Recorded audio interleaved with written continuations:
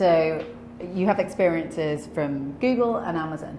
How did they carve out time to be so future focused? Lots of businesses talk about wanting to spend more time on innovation. How did they do it?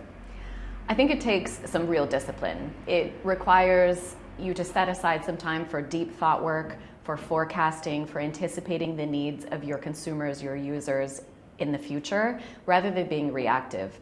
I look for executive teams that are spending a lot of their time in forecasting and anticipation, rather than just reading what I call weather reports of the status quo of how things are going today. We really need boards to be able to focus on deep thought work and anticipation so that they can be on the forefront.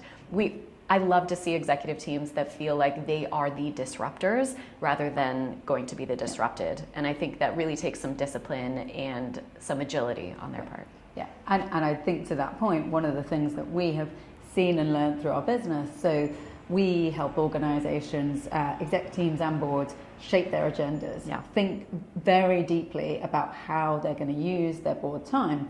And then to the point about implementing systems and processes, you can then track that. So one might have these good intentions to spend a lot of time on the future, thinking about AI.